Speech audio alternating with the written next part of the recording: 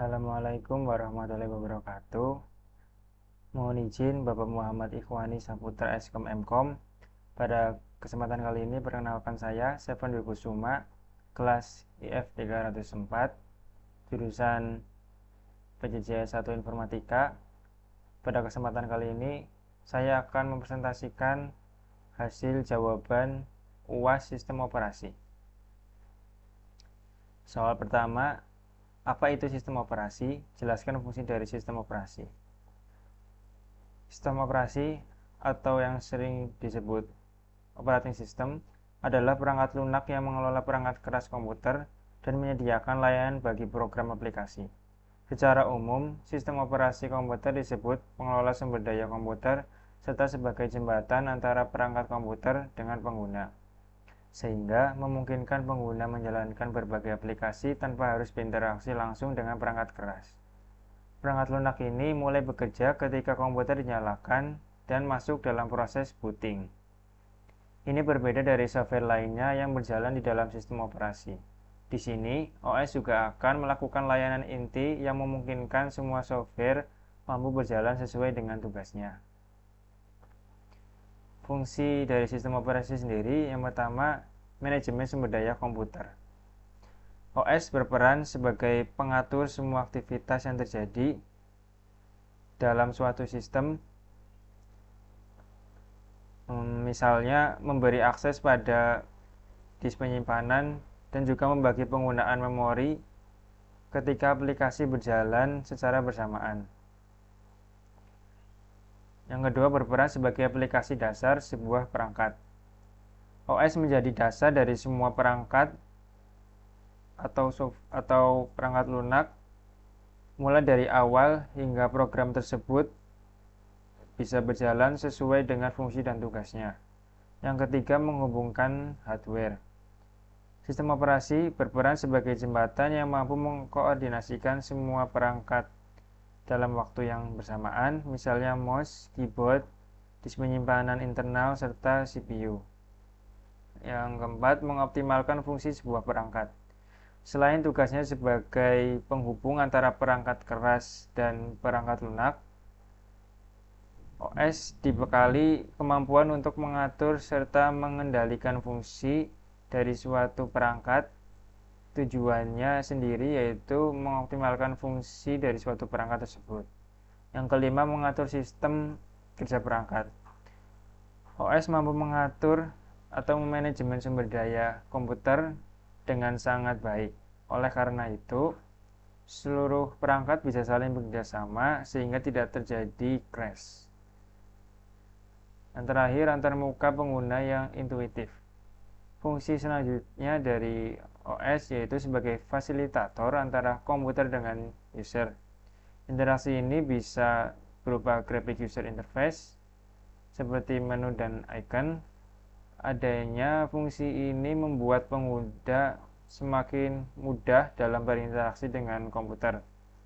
Pengguna jadi lebih mudah dalam mengoperasikannya sesuai dengan kebutuhannya. Soal selanjutnya, nomor 2, sebutkan karakteristik dari sistem operasi open source dan closed source.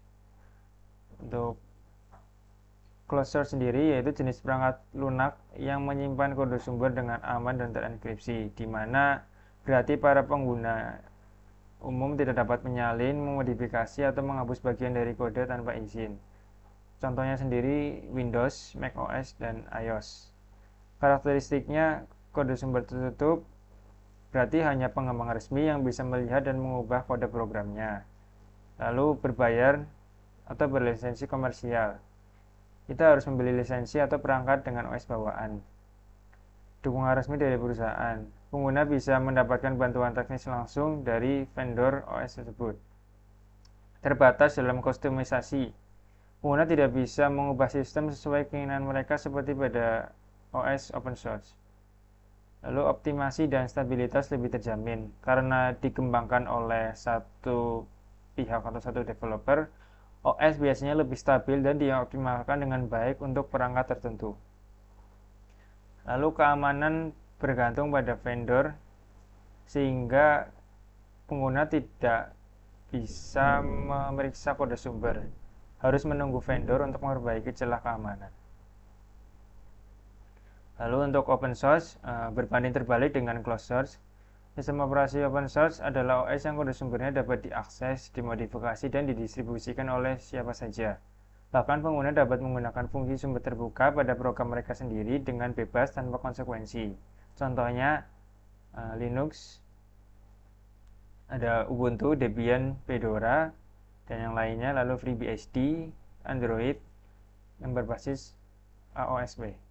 Karakteristiknya, kode sumber terbuka, siapapun bisa melihat dan mengubah kode programnya. Gratis atau berlisensi bebas. Kebanyakan OS open source gratis atau menggunakan lisensi seperti GNU atau GPL. Dukungan komunitas. Perkembangan OS bergantung pada komunitas pengguna dan pengembang. Fleksibel dan bisa dimodifikasi. Pengguna dapat menyesuaikan OS sesuai kebutuhan, misalnya membuat distribusi Linux sendiri. Lalu keamanan lebih baik. Banyak orang yang bisa mengaudit kode sumbernya sehingga celah keamanan bisa cepat diperbaiki. Kurang dukungan resmi dari vendor. Biasanya tidak ada dukungan resmi dari perusahaan, kecuali versi enterprise-nya, misalnya dari Red Hat. Selanjutnya nomor 3, gambarkan skema dasar sistem komputer. Sistem komputer sendiri terdiri dari 3 gambaran besar, yaitu hardware, software, dan brainware.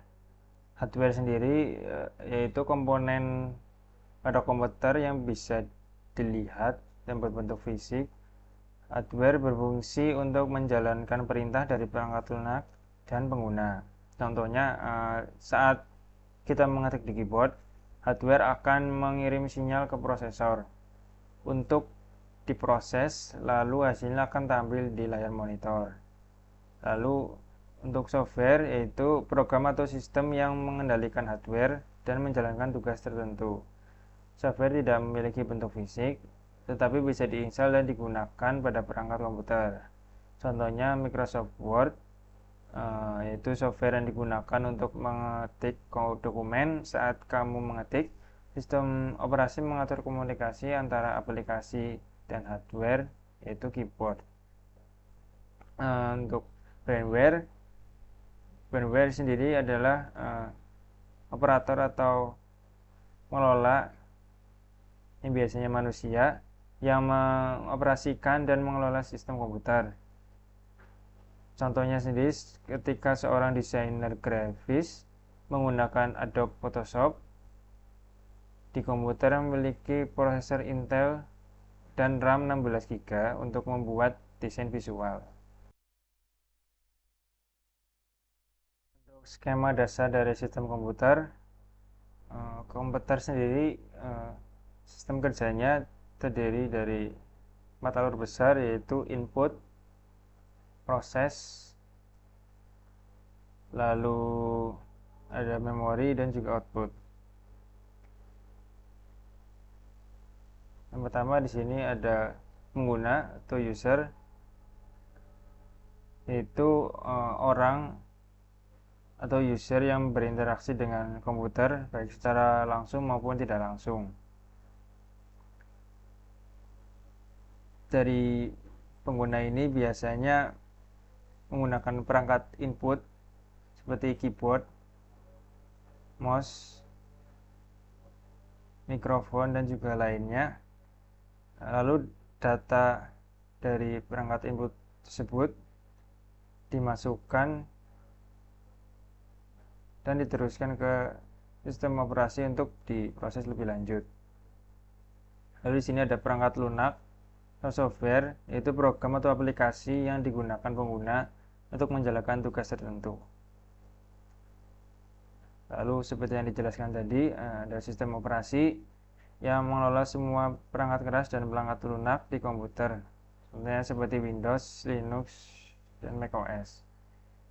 Lalu ada CPU atau prosesor, sering disebut sebagai otak komputer, yang menjalankan instruksi dari perangkat lunak, bertanggung jawab juga atas perhitungan dan pengendalian sistem. Lalu ada memori atau random access memory yang sering disingkat RAM, yang berfungsi sebagai penyimpanan sementara yang digunakan untuk menjalankan aplikasi dan juga proses. Semakin besar RAM, maka semakin cepat juga proses eksekusi aplikasi. Lalu di sini ada bus atau komponen interkoneksi antar komponen dalam komputer, berfungsi sebagai struktur dan juga mekanisme untuk menghubungkan pemrosesan memori utama dan juga perangkat masukan atau keluaran. Lalu di sini juga ada perangkat output yang berfungsi sebagai keluaran hasil dari data yang sudah diproses oleh CPU.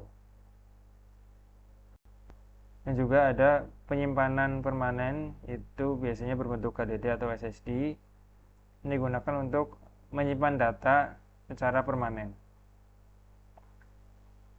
Selanjutnya, nomor 4, jelaskan apa itu perangkat input, proses output, dan memori beserta perangkatnya. Perangkat input sendiri merupakan perangkat keras atau komponen yang memungkinkan pengguna untuk memasukkan perintah atau data pada komputer. Langkah awal dalam alur kerja komputer adalah memasukkan data atau perintah melalui perangkat input. Tugas perangkat input sendiri melibatkan pengambilan perintah, data, atau instruksi dari pengguna, kemudian mengubahnya menjadi bahasa biner yang dapat dipahami oleh perangkat pemrosesan. Contohnya sendiri yaitu ada keyboard untuk memasukkan teks dan perintah, mouse untuk mengontrol kursor dan memilih objek di layar, scanner untuk mengonversi dokumen fisik menjadi format digital, mikrofon untuk memasukkan suara ke dalam komputer, webcam untuk menangkap gambar dan video secara langsung, joystick untuk mengontrol permainan dalam sebuah video game. Contoh penggunanya sendiri saat kamu mengetik di keyboard, data dikirim ke komputer sebagai teks. Lalu ada perangkat proses yang dianggap sebagai komponen utama dalam komputer. Komponen ini bertanggung jawab untuk menerima instruksi, memproses data, dan menghasilkan output dalam kerangka kerja komputer.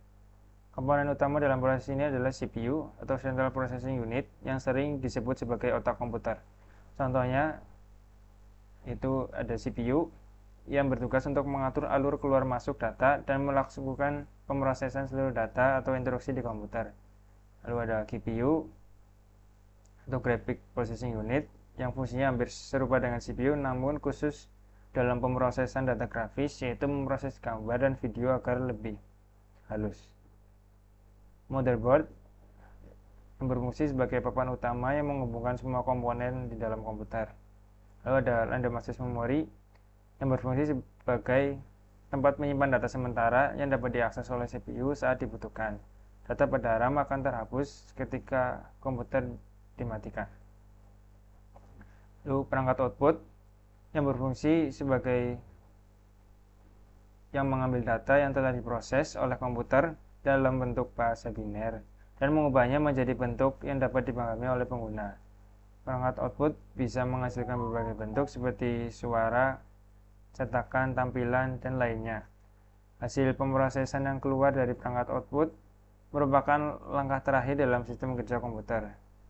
Contohnya seperti monitor yang menghasilkan atau menampilkan gambar dari komputer. Lalu ada printer yang mencetak secara fisik data atau dokumen digital yang terdapat di komputer. Speaker menghasilkan suara atau audio. Earphone hampir sama dengan speaker, yaitu menghasilkan suara atau audio, akan tetapi audio yang dikeluarkan earphone hanya bisa didengar oleh satu orang. Lalu ada perangkat memori. Memori sendiri merupakan perangkat yang digunakan untuk menyimpan data baik sementara maupun permanen. Jenisnya ada memori primer, yaitu random access memory, penyimpanan sementara untuk data yang sedang diproses. Ada read only memory, yaitu penyimpanan permanen yang berisi instruksi dasar komputer.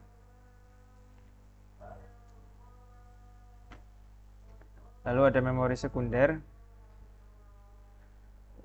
Yang pertama ada hard disk drive, menyimpan permanen dengan kapasitas besar. Lalu ada solid state drive, penyimpanan lebih cepat daripada HDD.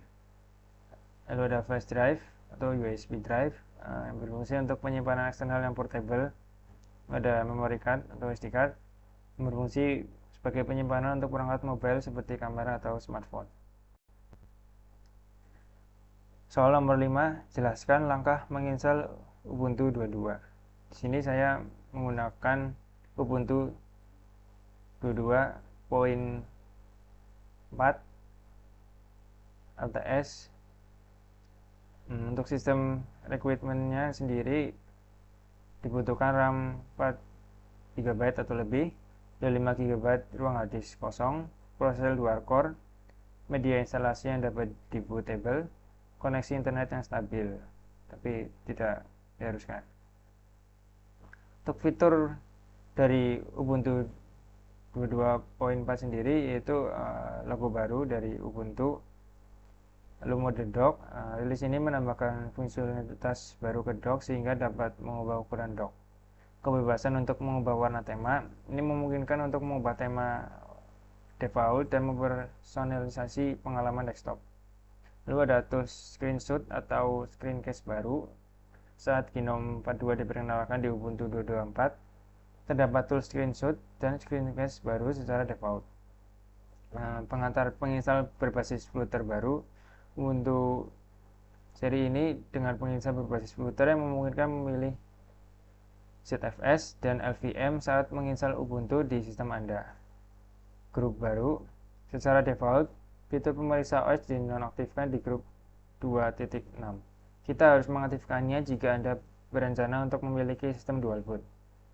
Dapat untuk mengkonfigurasi pengaturan multi monitor. Karena Linux baru yaitu 5.15 long term support. Lalu versi baru perangkat lunak seperti OpenSSL 3.0, Python 3.10, GCC 11 dan PHP 8.1. Untuk cara instalasi dari Ubuntu 22.4 sendiri yaitu pertama download file ISO Ubuntu. Unduhan file ISO Ubuntu dapat dibuka di portal web resmi Ubuntu yaitu https://ubuntu.com/download/desktop. Lalu yang kedua, kita membuat media instalasi yang dapat di-bootable. Setelah file ISO diunduh di PC, kemudian buatlah bootable installer. Gunakan Rufus atau Etcher pada sistem operasi Windows untuk membuat media yang dapat di-bootable untuk diinstalasi. Ketiga, atur booting ke media instalasi. Di sini menggunakan flash disk.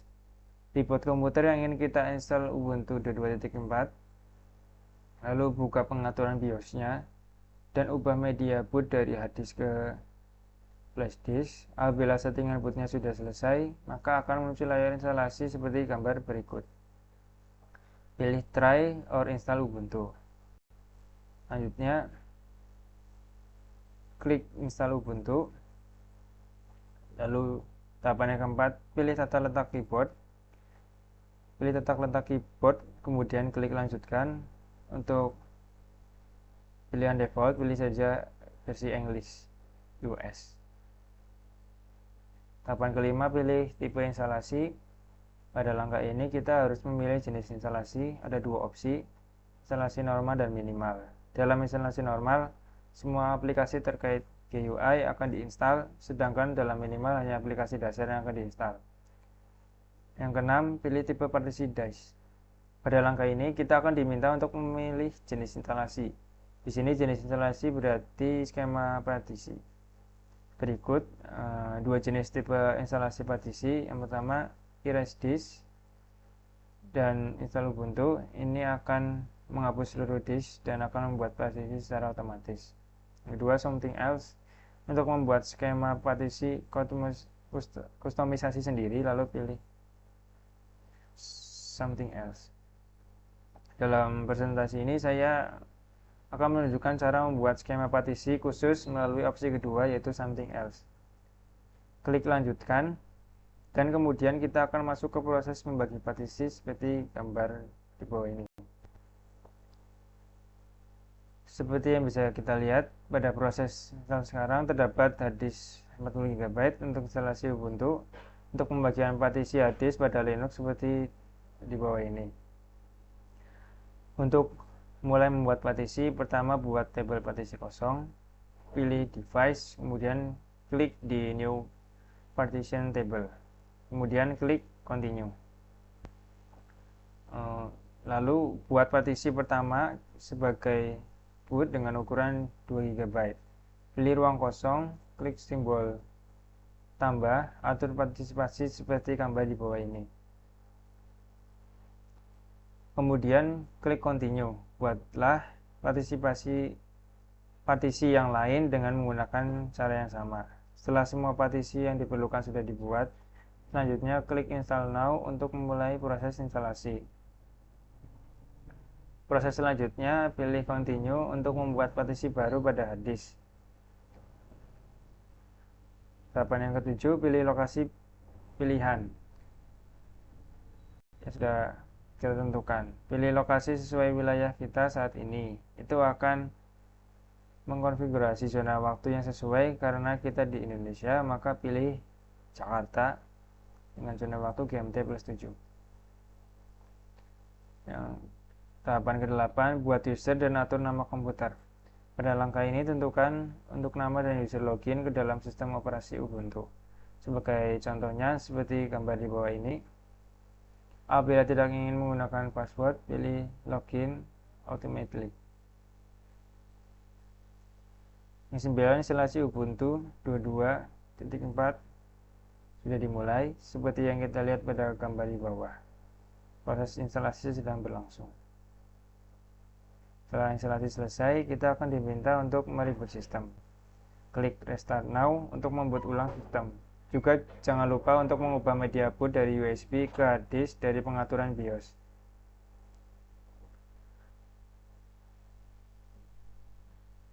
Tahapan selanjutnya yang terakhir yaitu login ke Ubuntu setelah instalasi selesai. Login menggunakan username dan password yang sudah kita buat pada pengaturan user dan hostname. Jika password benar, maka akan langsung masuk ke halaman desktop Ubuntu seperti gambar di atas. Demikian presentasi jawaban UAS dari saya. Kurang lebihnya mohon maaf. Wassalamualaikum warahmatullahi wabarakatuh.